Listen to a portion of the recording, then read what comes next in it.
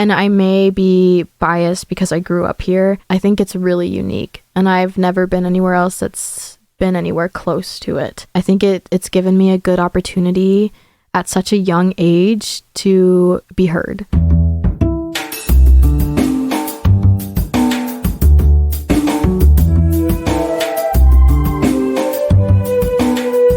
This is Champagne is Also a Band podcast. One songwriter, one song. I'm Sven, your host for a journey into the music of Champaign-Urbana. Recorded in the Blue Box studio with a songwriter from the Champaign-Urbana music scene, past or present. Champagne is Also a Band podcast is proud to be a part of the Champagne Showers Podcast Network.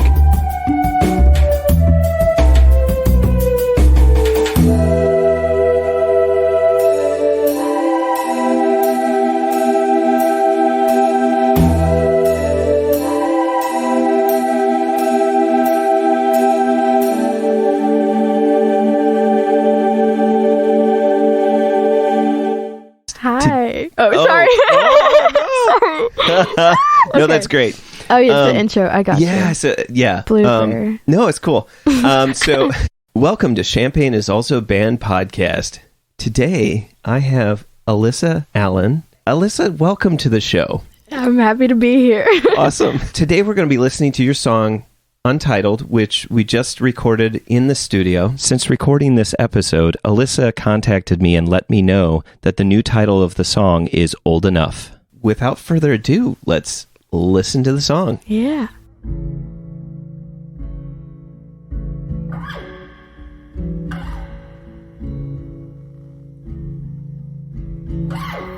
Started hating my name when it started to come out your mouth,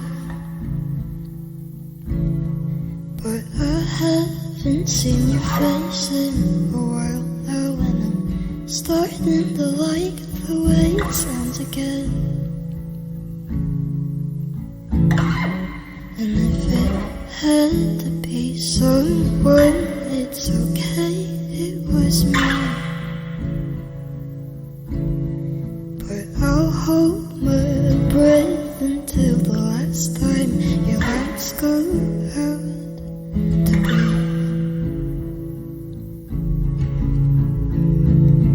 You were old enough to know better, and I was too young to understand, and I'd gladly burn you before you can burn your others again.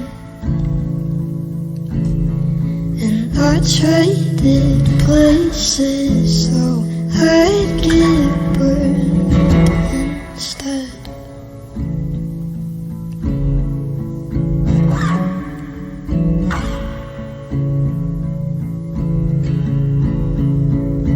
You were old enough to know better, and I was too young to understand, and I've been racking my brain trying to separate it from my body.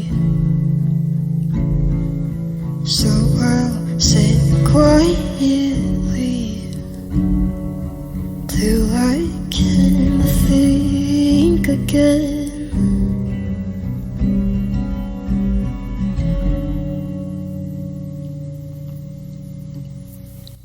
You were old enough to know better, and I was too young to understand. And I know you're out there somewhere feeling helpless. On the flip side of a savior complex.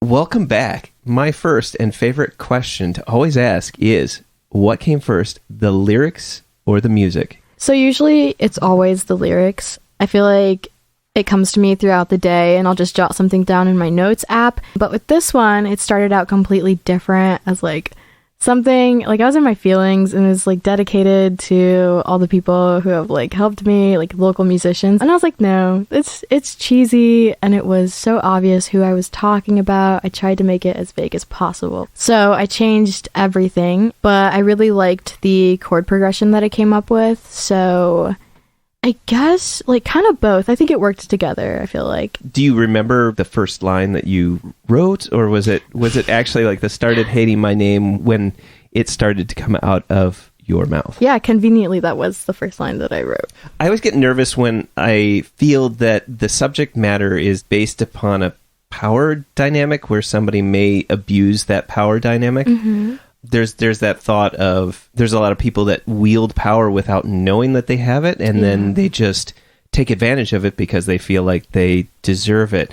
And I'm sorry to have gone so heavy on that, but I just like this was something fine. I was thinking as like all day today about, you know, certain apprehensions about talking about a song like this, because it's something that I feel like I have to put on my mind all the time because, you know, like for example, you know, I have people over here to interview and chat with them, and that how I'm creating a power dynamic without really thinking of it that way. You know, people want to be out here to be interviewed, and if I were to be like verbally, I don't know about abusive. No, yeah, but, I get know, you. But I mean, it's like I mean, I'm sorry to have like kind of jumped the shark on that one, no, but so is there a particular story about how this started, or should we jump into more of like you coming up with the chord progression? It doesn't matter. I can talk about it. I don't care, you know. Whatever you're comfortable talking about, as I said, we can edit as necessary. For sure. So,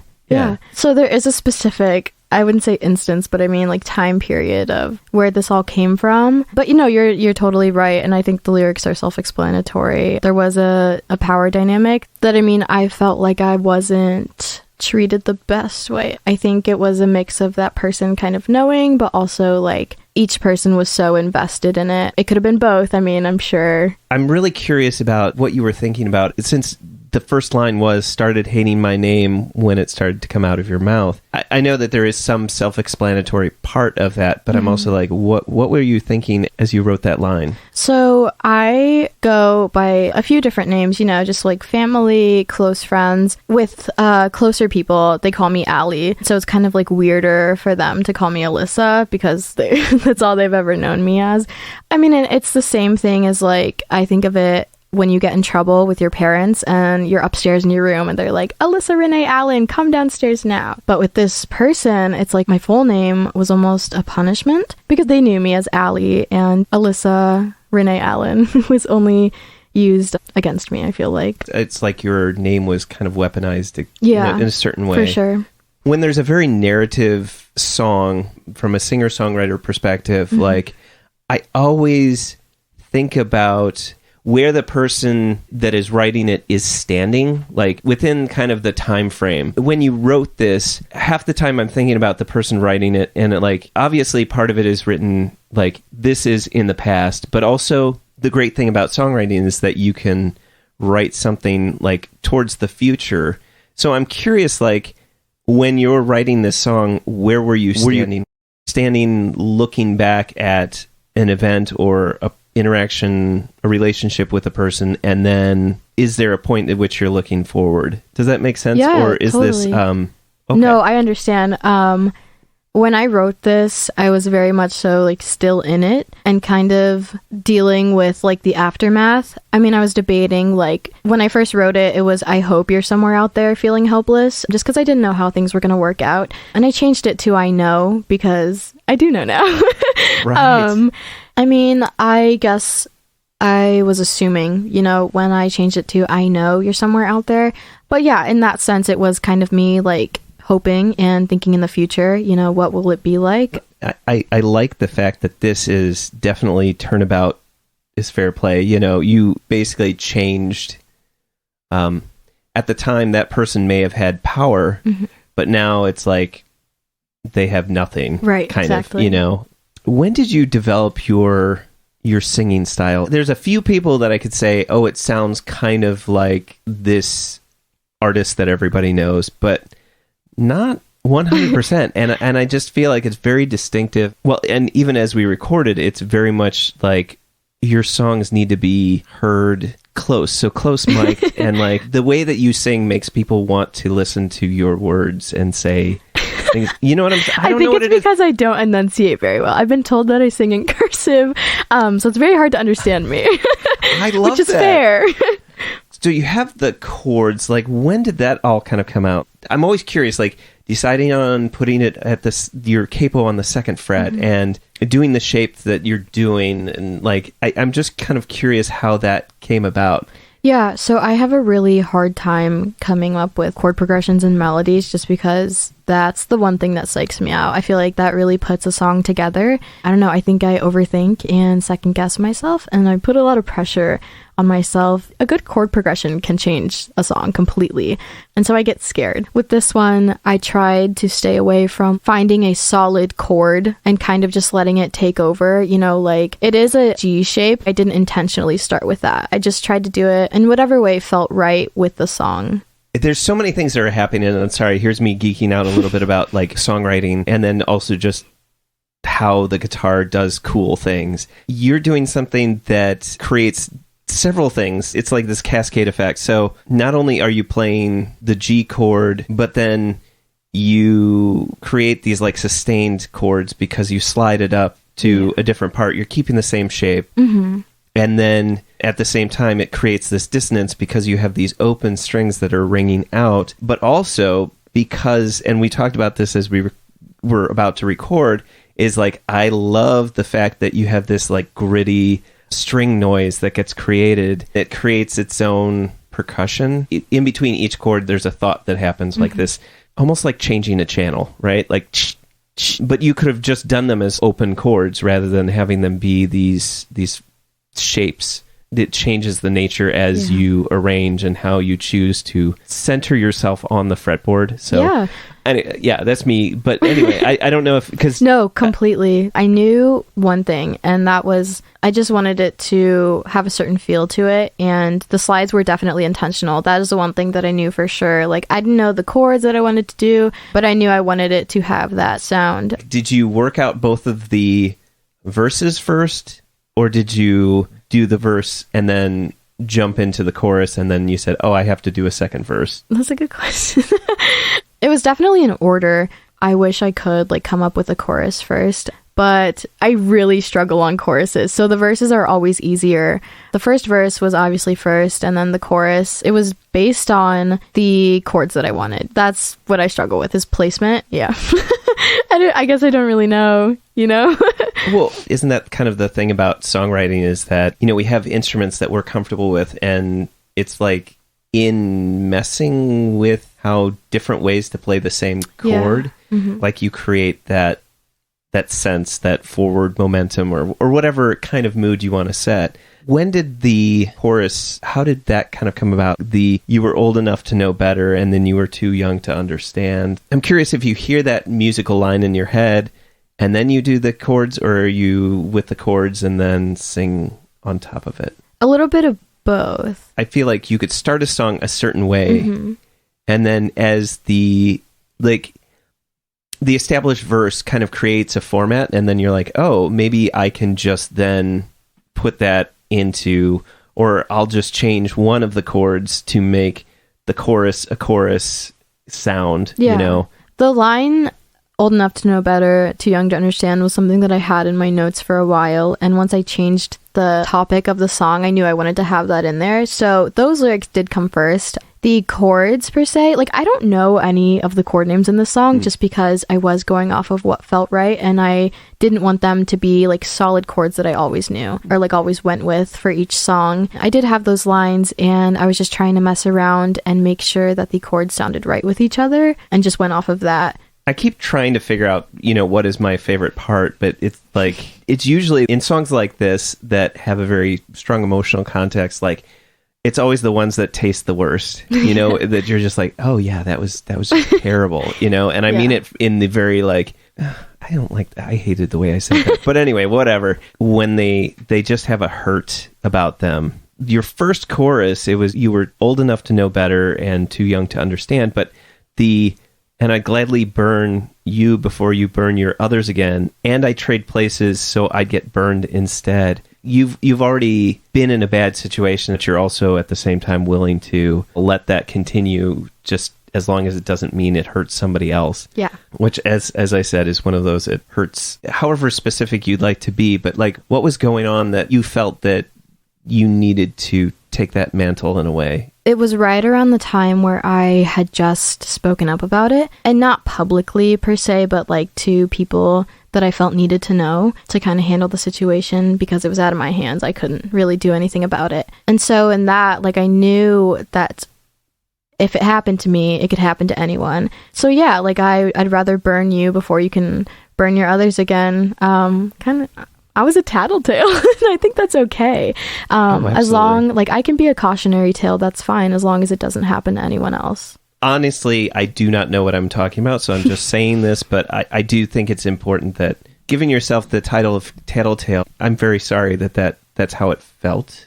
Yeah. And so, I mean, because that's not tattle.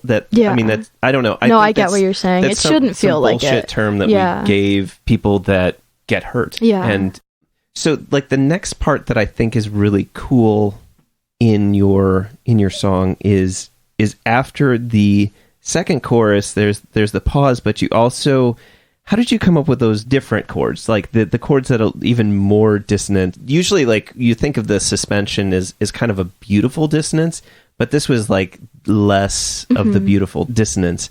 So I'm just curious, like, I knew that you felt maybe you wanted to switch it up just a little bit musically. The chord where it like sort of changes, it's just a drop down, just like directly under the first two strings. So that worked really well. The other two chords that come after it, I think they just sounded in instances like it could be really bad.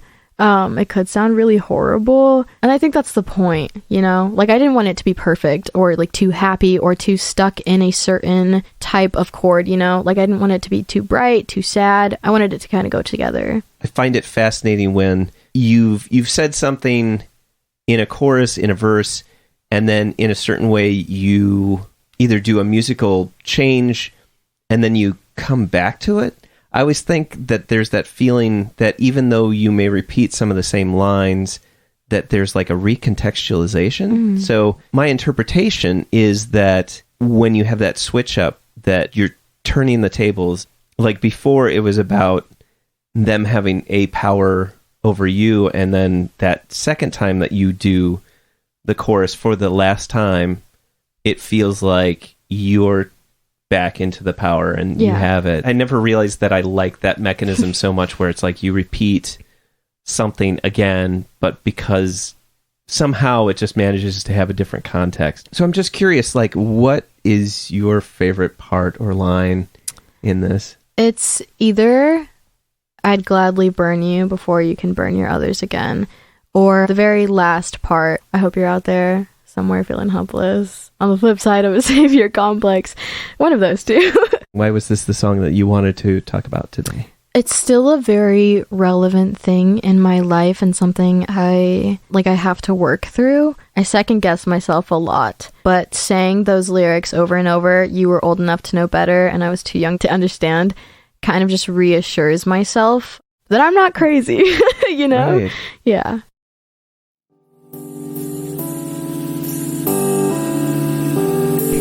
Even in the midst of the current coronavirus pandemic, the Jubilee Cafe is continuing to serve packaged, home-cooked meals free to all every Monday evening, 5 to 6:30 p.m. Meals are available for pickup outside the 6th Street door to the Community United Church of Christ in Champaign, Illinois, 805 South 6th Street.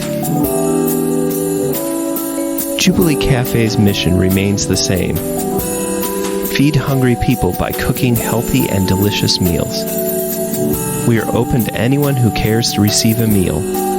For information on the meal or how to volunteer, go to the Jubilee Cafe CUCC Facebook page or email us at jubilee.cafe@community-ucc.org. Welcome back.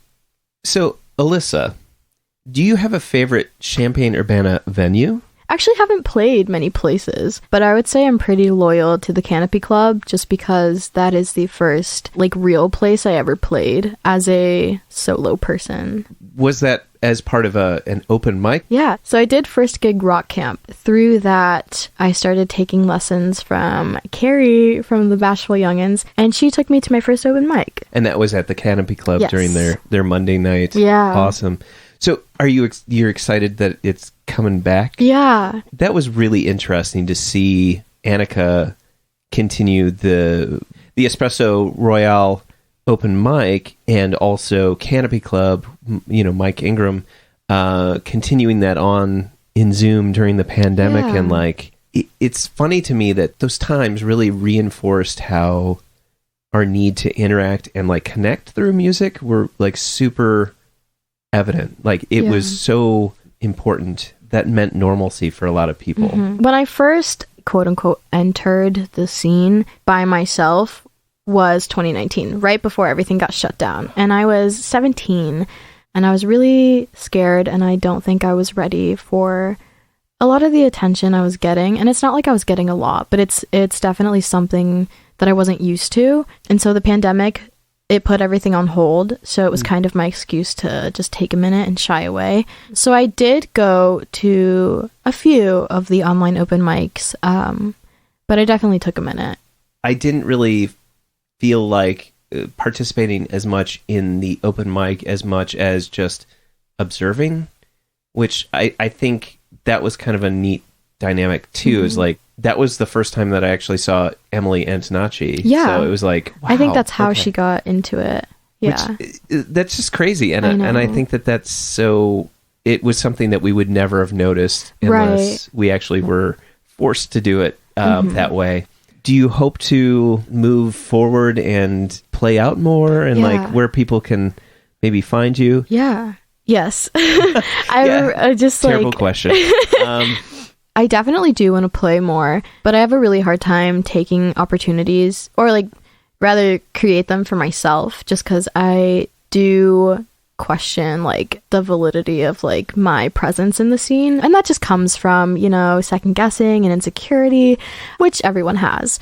So it's more of a thing I'm ready. I just need to push myself. I saw you for the first time over at Exile for their record store day. Oh, really? So I was like, okay.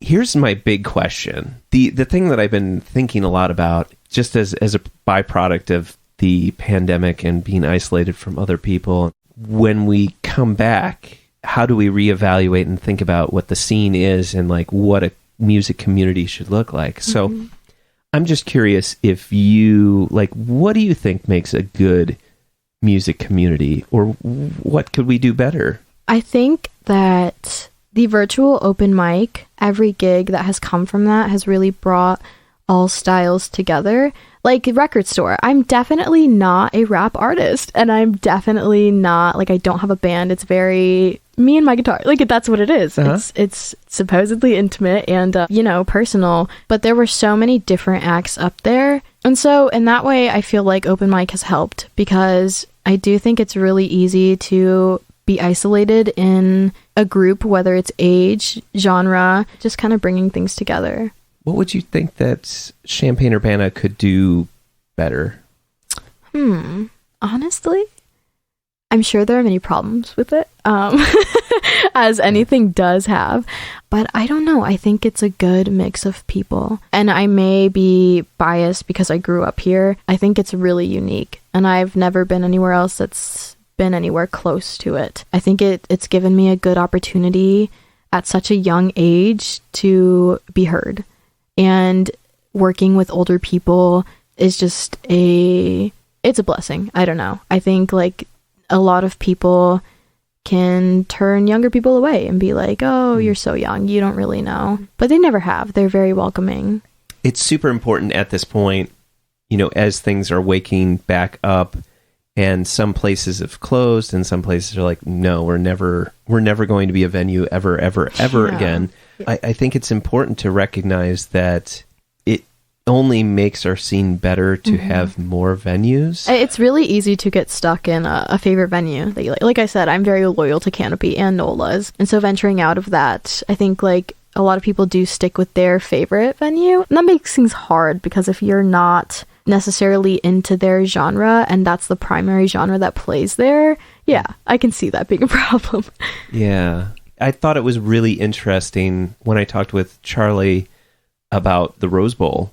For him, having more venues just makes it easier. Yeah. Like, it gives more people an opportunity to play. And honestly, the more you get out and play, the better you get. Yeah. And that can only benefit and mean that poor Charlie doesn't have to turn away people when he's trying to get other like different genres. And when it was like McDonald's and Burger King always had to be next to each other, and that it helped them to have more, like those that weren't interested in that genre would just go over to the other place, and like getting people to go out and want to go out, and then like bar hopping or venue hop. Let's just call it venue hopping, because it's not all about being able to go out and drink and watch music or listen to music. It's got to be about the music. Yeah. And just having safe spaces. And do you have a dream gig? What gig? I mean, even if you opened up, even if you were in the middle, even if you headlined, was there, out of local folks, who would you like to be on a bill with? Oh God, right. It's very important to note that I idolize local musicians in Champaign-Urbana to a fault. And so in one way, I will answer this, but in another way, I want to make a disclaimer that I do not think that my music is necessarily worth being up there with them. So I want to say that. I wouldn't want to draw offense, make myself think that I'm like important enough to play with these amazing people. But I think my dream would be, if I had to pick anyone, I would say Mermaid Heaven. I've been obsessed with them lately. I absolutely love them. Amazing music. So I think that'd be really cool. Definitely the Bashful Youngins, just because I love Carrie. She's amazing. Karina, for sure. QQ. Yeah. Annika, Jake. Mike Ingram is also great. So yeah.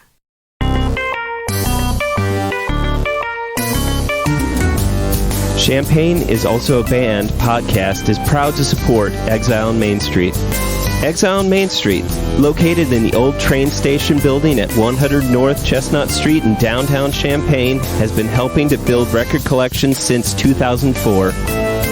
Carrying a wide array of new and used LPs, CDs, and video games. Exile on Main Street has something for just about any music enthusiast and old-school gaming devotee. Exile also hosts regular free live music shows on its stage, so be sure to check out their Facebook, Instagram, and Twitter pages for the up-to-date details on the next upcoming event. Open 7 days a week, they can be reached by phone at 217-398-MAIN. That's 217-398-6246. Welcome back. So, Alyssa, Allie. Oh, am I allowed? No, I'm just... No, God, I don't care. It's totally fine. What is your favorite non-musical thing or things? So I feel like work and music and school primarily takes up my life. And so I don't have a lot of time to do other things. But I like money and I like working. So aside from that, one of my jobs is working at a preschool. And I've found through that I really enjoy working with kids. There's just something about it, they don't care. And I feel like there's so much to learn from them in terms of unlearning things that you do growing up. Right. They're absolutely unhinged. They don't care. And I think that's amazing.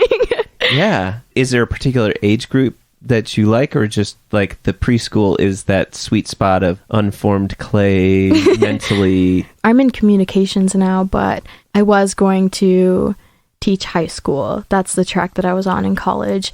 But yeah, I don't think I'd want to do that anymore. Younger kids. I work with 2 and 3-year-olds, and a lot of people don't think that they have a lot to say, but they've got a ton of personality. Like, Right. they're just themselves, and it's great. How did you get into working with 2 and 3-year-olds? Yeah. My sister actually works at the same school, and so I work with her, and that's fun.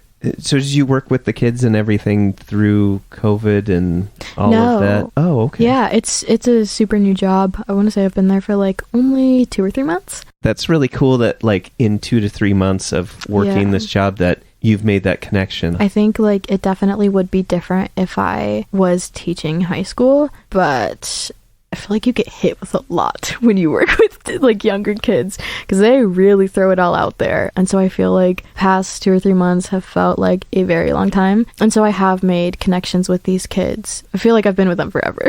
So Awesome. Alyssa, this has been amazing. Thank you so much for coming out and recording your song Old Enough. Yeah. If a new title comes up, just let me know and I'll be like, oh, for sure. The new song title is Old Enough. But it's been exciting to just chat with you about your song, and then also, venues and what we can do better in the Champaign-Urbana music scene and your favorite non-musical things. So thank you so much. Thank you for having me.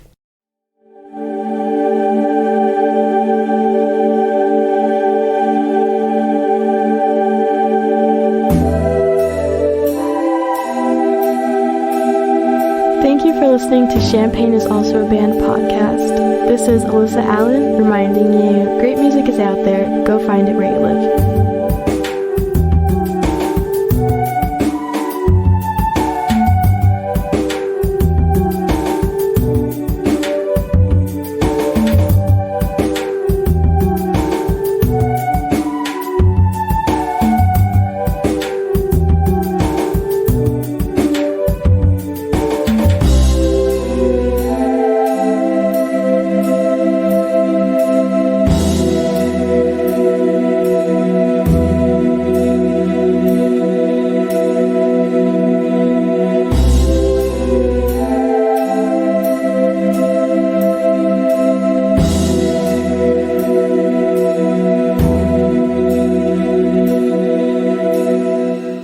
That's a wrap. You almost have an NPR voice. It's so good. Studio South Peter on the inside. The world of pickles is a great big world. It is. So we got your gherkins, we got your bread and butter,